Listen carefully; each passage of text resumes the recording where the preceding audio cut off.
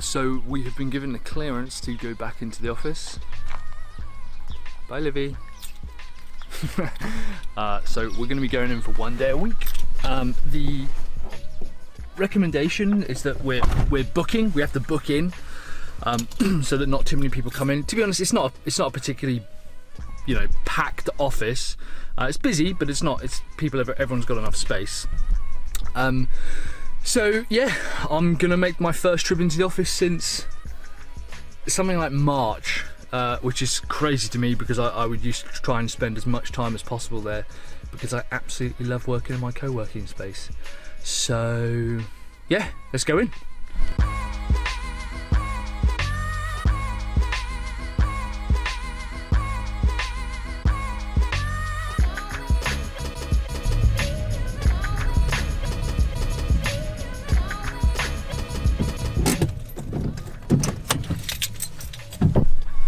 I don't even know what the state of play is going to be like here at the office. The car park is pretty much empty. I might have to move my car anyway. So yeah, we're going to kind of head in and see what is going on.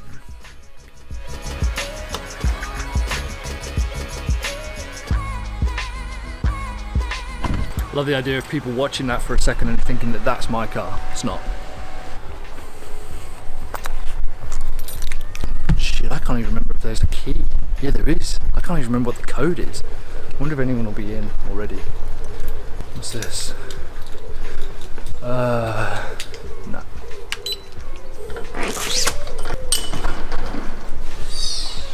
I'm used to kind of being in early anyway.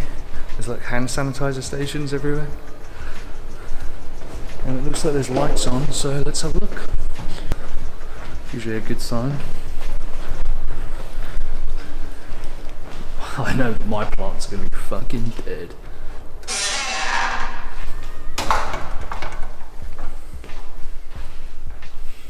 A little one-way system.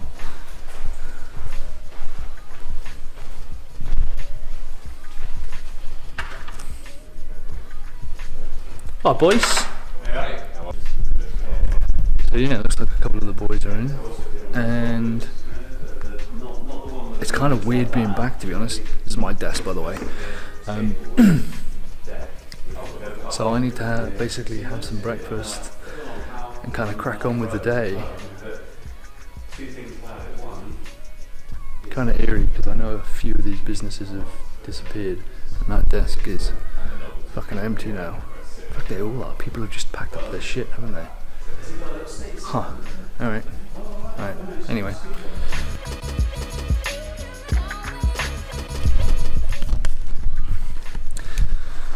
So seeing as there's practically no one at the office, I figured, and after I've gone through my little 28 days later exercise of talking about how everything's empty and there's no one here anymore, I wanted to talk about selling online courses. Now, there are 1,000,001 courses on selling online courses because it's a hyper profitable area and it's a hyper profitable method of generating income. But I've had a bunch of calls this week, in fact quite a lot of calls, people thinking about taking their content and taking their products and actually going online with it. And what I ultimately have found time and time again is people have got the same questions, and I think that yeah, you should be selling courses. You absolutely should be selling courses. You should have a course. And however, I think that there are 2 or 3 things that you have to do before you'll see your course become profitable and become this magic moneymaker. So that's what I want to talk about quickly on this video. So as I mentioned, creating an online course is smart.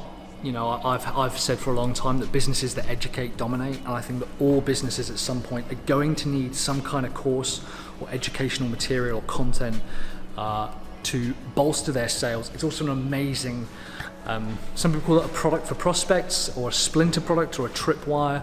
a low-level offer, but also it's a really good way of building retention into a business. It's a fantastic upsell. So there's tons of opportunities with the courses, but the number one question I'm asked is, what's the best tool or platform to use? Should I use a third-party one like Kajabi or Udemy or Thinkific? Should I use Paid Membership Pro? Should I use BuddyBoss or LearnDash, or I use Access Ally? So this is the strategy that I would use if I was thinking of an online course. First of all, I always say assume the sale, but never presume sales. So more fucking hypocritical nonsense rhetoric from Mike Killen there. So assume the sale, but never presume sales. So what that means is if you're having a conversation with someone and they've clearly demonstrated interest in your product or service, assume that they want to buy, assume the sale. But never, before launching a product, presume sales. Never think, well, if I build it and put a course out there, it's going to magically take off and people are going to make a load of money from it. I'm going to make a load of money from it and people are going to buy it. Because rarely, if at all, does that ever happen. What you first need to do is pre-sell the course. Even if you don't want or don't like the pre-sell model, until you have messaged out your audience and built a ton of trust with your audience to discover what it is that they want to buy and what they want help with, you're going to really struggle to sell a course. I see it time and time and time again. People put all their time and energy into filming a course. They get a brand new camera, they get some editing done, and they have a load of people build out the platforms and the sales processes and the automations. They have really clever advertising. They have an email automation sales process, but still they don't generate any sales. And that's typically because they've tried to sell the course after building it. And instead, what you need to do is start sending messages out. First of all, asking, what is it you guys want help with? What is it that you are looking for help with? What's your biggest struggle? If I could help you, run faster, take some time off work, but still get all your work done, cut down to 3 days a week, generate 50 leads or sales for your business a day, a year, a month, whatever the topic of your course is. And if people get feedback from that and say, yeah, I'd want to buy that, great. That's a really good indicator.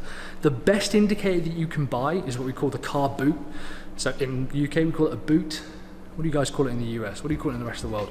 So the car boot method is if you say to someone, hey, I've got this amazing product, it's going to make your life better, life easier, it's going to make you lose 50 pounds in weight or whatever. You go, oh yeah, I'd buy one of them. And you go, awesome. Well, I've actually got one in my car boot. If you want to go ahead and buy it, it's 200 quid, it's 50 quid, it's 1,000 pounds or whatever.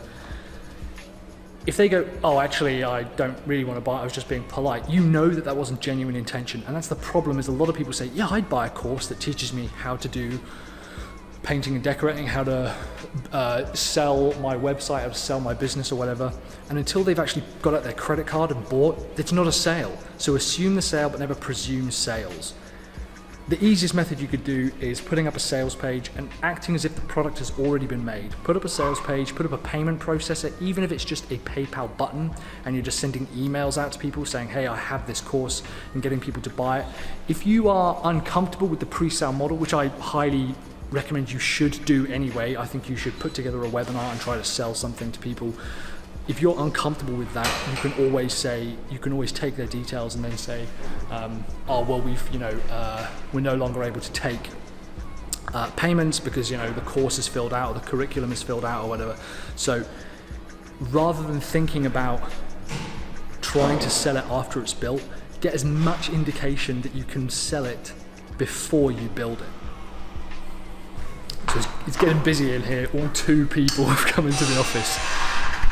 So yeah, just to wrap up, look, like I mentioned, I think selling courses is a extremely profitable and sensible idea for all businesses. I think everyone should do it. I think everyone should have some kind of course or front end offer, or even use it as a back end offer. There's a lot of amazing platforms out there, but the problem is not going to be the tool. The problem is not going to be how do we sell it in future. The problem is going to be, can you sell it now? So you need to pre-sell the product.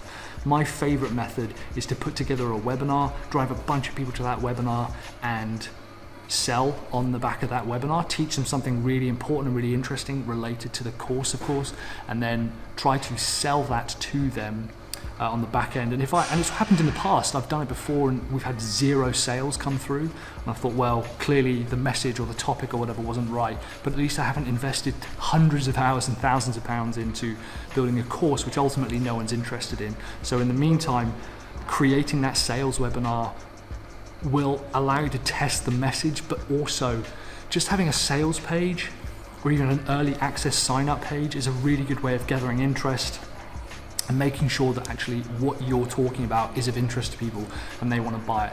Anyway guys, thanks very much for hanging out with me. It's only me and Sarah Turner from Mumsy Mum. She's in here as well, a couple of other guys. But in the meantime, yeah, I will catch you later. Thanks so much for watching. If you're not subscribed, go ahead and click the subscribe button. It really helps me out. And if this video was useful, hit the like button, because that tells me that the videos were useful, and it's always good for my little metrics and my tools.